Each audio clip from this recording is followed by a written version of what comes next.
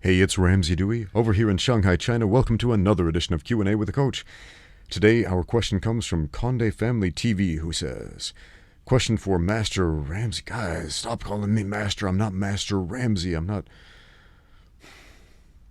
You can call me Coach if you want to give me a title. An honorific title, if you will. I'll take that one. I'm nobody's master. But they go on to say, I'm at a dilemma because training MMA develops reflexes different from what is required by a self-defense situation. For example, checking a leg kick instead of going for a groin kick. Well,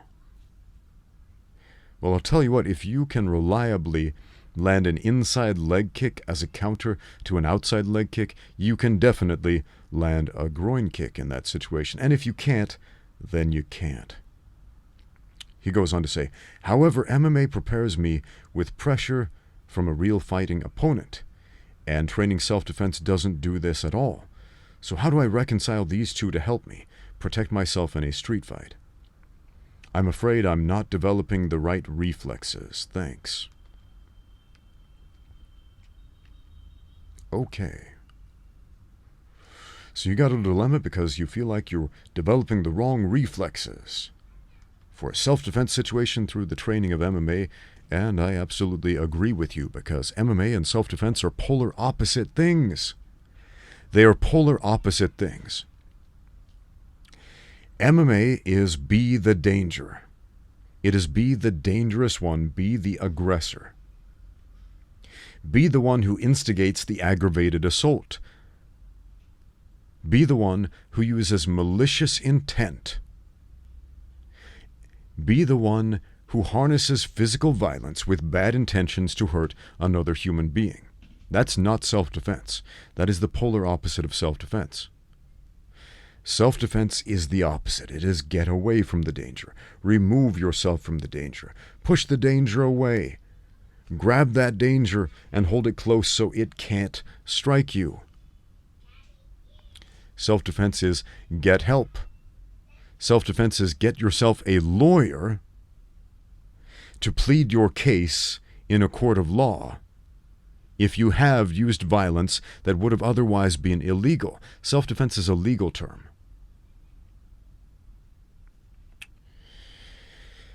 What you learn in mixed martial arts is often too much for a self-defense situation, and in other cases it is often too little for a self-defense situation.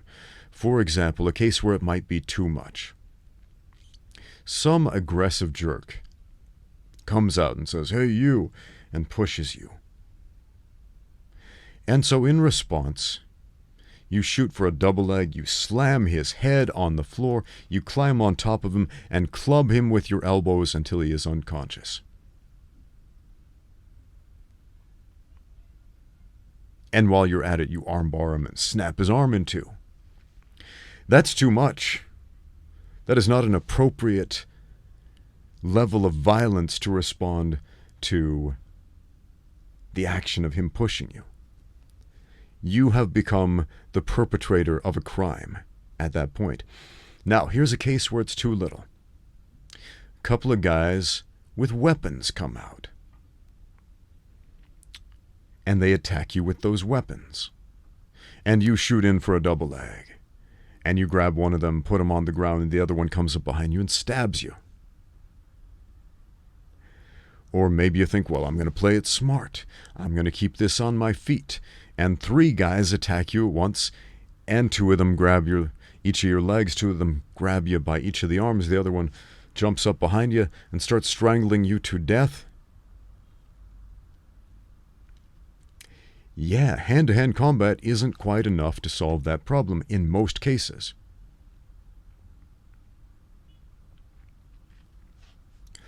So I get where you're coming from. Yeah, you're thinking, well, in a real fight with no rules, I would do this, but you have to remember, out on the streets, there are a whole lot more rules. There are a whole lot more rules than there ever will be in a cage fight. What? But on the streets there are no rules. That's what Master Wong says.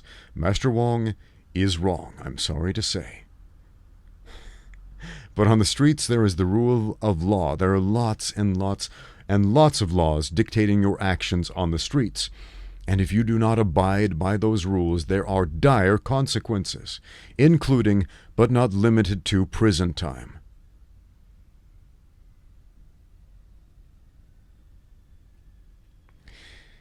If you kick a man in the groin, in a fight, for example, if you kick a man anywhere, depending on where you live, what part of the world you live, what the self-defense laws are there, just putting your hands on somebody, grabbing somebody by the wrist, could be considered assault and battery.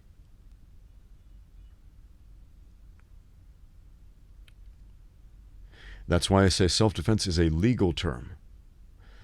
So if you're worried that when push comes to shove, that you won't be able to inflict enough violence on the other guy, you're not worried about the right thing. A lot of people will say, just go buy a gun, that'll solve all your problems. Not if you don't train with it.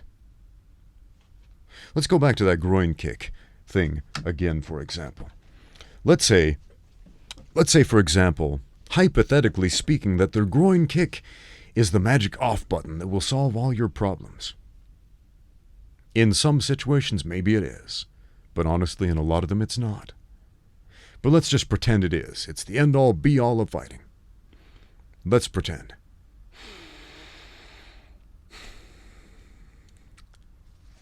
You will not be able to do techniques that you don't practice. You don't practice groin kicks because you can't practice groin kicks.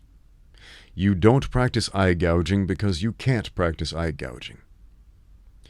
You don't practice throat ripping because you can't practice throat ripping. You don't practice these things because you can't. It's not a sustainable way to train. So when push comes to shove, no matter what, you won't be doing them. You can pretend to do them. And there's a chance that you might be able to will yourself to do those things in a fight, but more likely than not, no matter how you train, the first time you face violence of that caliber, you're going to freeze. Most people do. Most people do. Even when the solution is physically simple. Even when the solution is mechanically simple, most people freeze. There was a video I put up a while back where I discussed this assault. Some people were discussing it on the internet. This assault. This woman was walking with two of her friends. A man jumped out and began to stab this woman, her two friends just stood there like this and did nothing but watch. And they watched as their friend was stabbed to death. And everybody was like, what a crappy friend. They're the worst friends in the world. When the reality is these people, probably 99% of them would have done the exact same thing. You don't know how you are going to react under the threat of violence until you experience the threat of violence. You don't know. That's the honest truth, man. Let's go back to the just get a gun thing, right? If you live in a country that allows you to just get a gun, then don't just get it. Go train with it. Go train with that dang thing. Shout out to Jeremy Horn. Now, Jeremy Horn's such an interesting guy. He's got a YouTube channel, which nobody watches. Former UFC champion Jeremy Horn. And a lot of the stuff he puts up on his channel is tactical firearm training. He is not just a hand-to-hand guy. He likes to train in all ranges of combat, including firearms. And one thing you can learn from Jeremy Horn is that if you want to be able to defend yourself with a firearm, you have to practice with a firearm the same way you have to practice with hand-to-hand combat skills to be able to use them in a fight. If you want to be able to just use a gun, then you need to know how to aim that gun and hit your target and do that under duress at whatever distance that you are working with. You need to know how to reload, how that weapon works. Because if you don't know those things, you're going to run into problems.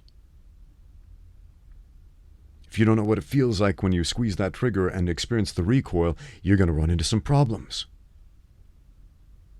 And that's true with any weapon. If you don't know how to use it, if you haven't proved that weapon, you will have some problems. So please don't fall into the trap of kidding yourself that pretending to throw groin kicks and eye gouges is going to turn you into Jason Bourne when push comes to shove. It's not. You're probably going to freeze. In order to get any good at violence, I should say, any good at responding positively to violence, you need to experience violence over and over again. Unfortunately, the cure is worse than the disease in this case. That stands repeating. The cure is worse than the disease.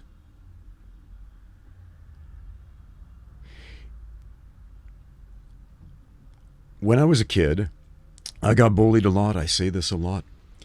And I looked to violence to solve my problems. I wanted to learn hand-to-hand combat to beat up the bullies. And over time I realized that in order to get any good at hand-to-hand combat, I would have to experience more beatings, more pain, more suffering than the bullies ever gave me. Essentially, I would have to be bullied more than what they were doing. I would have to bully myself more than what they were physically capable of dishing out in order to become the type of person capable of using violent action to solve that problem. How much do you want it?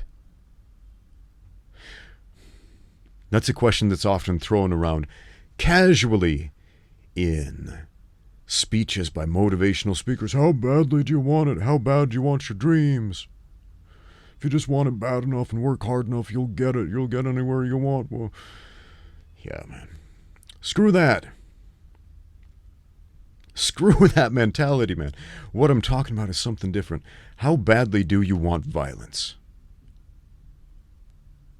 How much are you willing to live with that?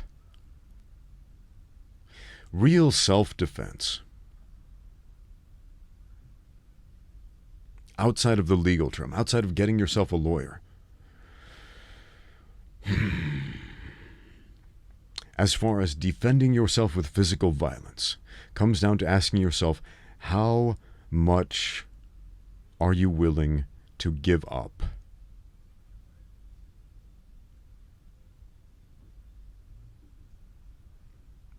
Are you willing to let a piece of yourself die, if you will?